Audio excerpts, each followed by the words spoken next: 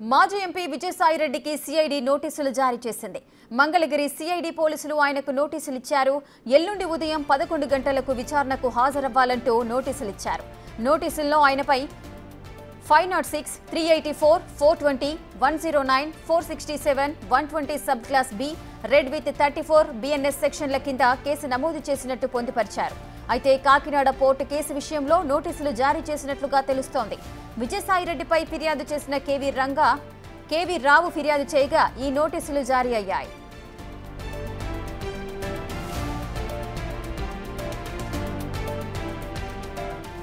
విజయసాయి విచారణకు హాజరవుతారా లేదా అనేది ఇప్పుడు ఉత్కంఠగా మారింది.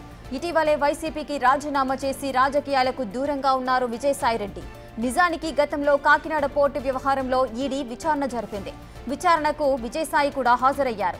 మళ్లీ ఇప్పుడు ఇదే కేసులో ఏపీ సిఐడి విచారణకు రావాలనడం ఇప్పుడు ఉత్కంఠగా మారింది.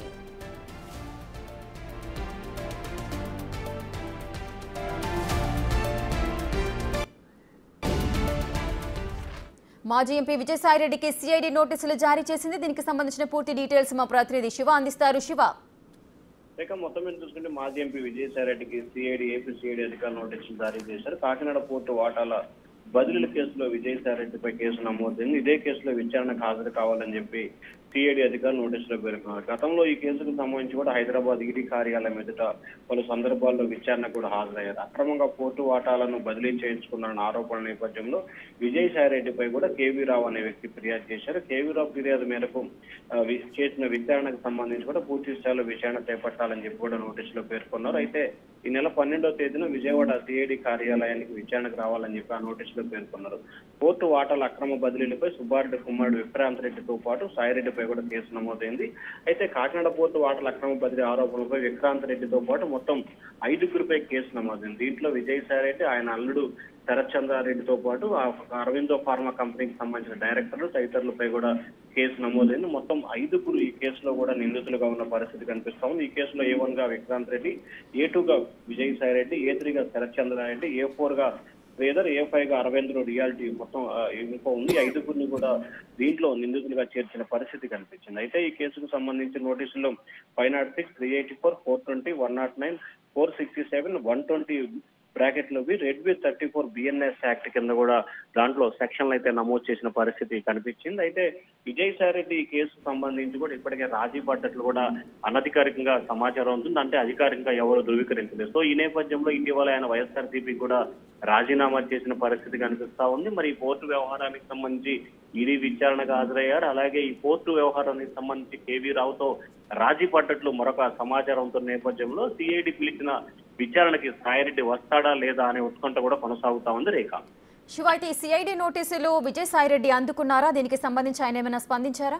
అంటే విజయసాయిరెడ్డికి సంబంధించి కూడా ఈ రోజు మధ్యాహ్నం ఆయనకి నోటీసులు ఇచ్చినట్లు కూడా తెలుస్తా ఉంది. ప్రస్తుతం ఆయన హైదరాబాద్ నివాసానికి ఏపీ సిఐడి అధికారులు వెళ్లి నోటీసులు సర్వ్ చేసినట్టు తెలుస్తా ఉంది. ఆ సమయంలో ఆయన విజయసాయిరెడ్డి ఇంట్లో లేనట్లు కూడా తెలుస్తా ఉంది. అయితే ఇంట్లో ఉన్న వారి కుటుంబ సభ్యులకి సిఐడి అధికారులు అయితే నోటీస్ సర్వ్ చేసి వివరాలు సేకరించి వారి కుటుంబ సభ్యుల నుంచి నోటీస్ కాపీ ఇచ్చినట్లు కూడా సంతకం చేయించుకున్నట్లు తెలిసింది. అయితే విజయసాయిరెడ్డి అంశానికి సంబంధించి ఇప్పటివరకు ఎక్కడా కూడా స్పందించలేదు. అయితే ఆయన నోటీస్ కాపీ పూర్తిగా చూసిన తర్వాత ట్విట్టర్ వేదికగా స్పందిస్తారని చెప్పి కూడా మనకైతే సమాచారం అందుతా ఉంది. రేఖ, శివ, అయితే గతంలో కూడా ఇదే ఇష్యూకి సంబంధించి కూడా సిఐడి విచారణ జరిపింది. మళ్ళీ ఇప్పుడు ఇదే కేసులో మళ్ళీ విచారణకు రావాలనడం ఏ విధంగా చూడొచ్చు?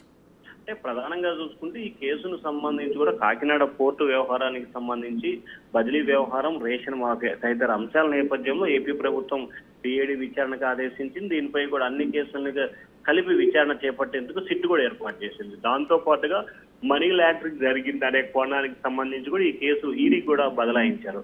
సో ఈడీ ఈ కేసుకు సంబంధించి హైదరాబాద్ ఈడీ కార్యాలయానికి విజయసాయిరెడ్డి గతంలో 2 సార్లు విచారణకు హాజరైనట్లు కూడా తెలుస్తా ఉంది. సో హాజరయ్యి పలు అంశాలకు సంబంధించి ఈడీ అధికారులు ఏదైతే ప్రశ్నలు అడిగారో ఆ ప్రశ్నలకి సాయిరెడ్డి పూర్తి స్థాయిలో కూడా సమాధానాలు చెప్పినట్లు అప్పట్లో తెలిసింది. అయితే తాజాగా ఏపీ సిఐడి అధికారులు అయితే గతంలో ఆయనకు నోటీస్ ఇచ్చినట్లు కూడా తెలుస్తుంది. కానీ ఆయన ఇప్పటివరకు ఈ కేసుకు సంబంధించి విచారణకైతే రాలేదు. తాజాగా ఇప్పుడు సిఐడి అధికారులకు సంబంధించి గతంలో కాకినాడ పోర్టు వ్యవహారానికి సంబంధించి శరత్ చంద్రారెడ్డి, విక్రాంత్ రెడ్డిని విచారణకు పిలిచినట్టు తెలుస్తా ఉంది. అయితే విజయసాయిరెడ్డి కూడా గతంలో నోటీస్ ఇచ్చినా కానీ ఎవరు కూడా ఇప్పటి వరకు విచారణకైతే హాజరు కాలేదు. మరి తాజాగా మరొకసారి నోటీసులు ఇచ్చారు కాబట్టి ఈ నోటీసు ఇవ్వడం పట్ల సాయిరెడ్డి ఏ రకంగా స్పందిస్తారు, విచారణకు వస్తారా లేదా వస్తే సిఐడి అధికారులు అడిగిన ప్రశ్నలకు ఏ రకంగా సమాధానం చెప్తారనే ఉత్కంఠ అయితే కొనసాగుతా ఉంది రేఖ. శివ, అయితే గతంలో కాకినాడ పోర్టు వ్యవహారంలో విజయసాయిరెడ్డిని విచారించారు. ఇప్పుడు విజయసాయిరెడ్డితో పాటు ఇంకెవరికైనా ఈ ఇష్యూకి సంబంధం ఉన్న వ్యక్తులకు ఎవరికైనా నోటీసులు జారీ అయ్యాయా? అంటే గతంలోనే ఈ కేసుకు సంబంధించి ఎవరెవరైతే ఆరోపణలు ఎదుర్కొంటున్నారో విజయసాయిరెడ్డి, సుబ్బారెడ్డి తనయుడు విక్రాంత్ రెడ్డి, అరవిందో పాముకు సంబంధించిన ఇన్ఫ్రా గ్రూప్, అలాగే శ్రీధర్, అలాగే శరత్ చంద్రారెడ్డి, ఈ 5గురు కూడా దీంట్లో నిందితులుగా ఉన్న పరిస్థితి కనిపించింది. గతంలోనే కాకినాడ కేంద్రంగా కూడా సిఐడి అధికారులు విచారణ చేపట్టిన సమయంలో అరవిందో పాముకు సంబంధించిన శరత్ చంద్రారెడ్డిని, శ్రీధర్ ని కూడా విచారణకు పిలిచారు. వారు ఇచ్చిన కొంత సమాచారం మేరకు మాత్రమే దాన్ని పూర్తి స్థాయిలో విచారణ చేపట్టిన తర్వాతే వారిచ్చిన సమాచారం, మిగిలిన డేటా కొంత సిఐడి అధికారులు సేకరించి తాజాగా సాయిరెడ్డికి సంబంధించి కూడా నోటీసులు ఇచ్చినట్లు కూడా తెలుస్తా ఉంది. సాయిరెడ్డి ఇచ్చిన తర్వాత ఈ కేసుకు సంబంధించి ఎవరైతే విక్రాంత్ రెడ్డి ఉన్నారో విక్రాంత్ రెడ్డిని కూడా మళ్ళీ విచారణకు పిలిచే అవకాశం కనిపిస్తా ఉంది. ఇటీవల కాలంలో ఏపీ హైకోర్టు ఈ కేసుకు సంబంధించి కూడా విక్రాంత్ రెడ్డికి ముందస్తు బెయిల్ ఇస్తూ కూడా ఏపీ హైకోర్టు తన తీర్పును వెలువరించింది. కానీ విచారణకు పూర్తి స్థాయిలో సహకరించాలని చెప్పి ఆదేశాలు జారీ చేసిన నేపథ్యంలో ఈ కేసుకు సంబంధించి అరెస్టు చేయకపోవచ్చు, కానీ ఖచ్చితంగా విచారణకి ఎప్పుడు సిఐడి అధికారులు పిలిచినా అప్పుడు అందరూ రావాల్సిన పరిస్థితి అయితే ఏర్పడతా ఉంది Rekha. Right, thank you Shiva, thanks for the details.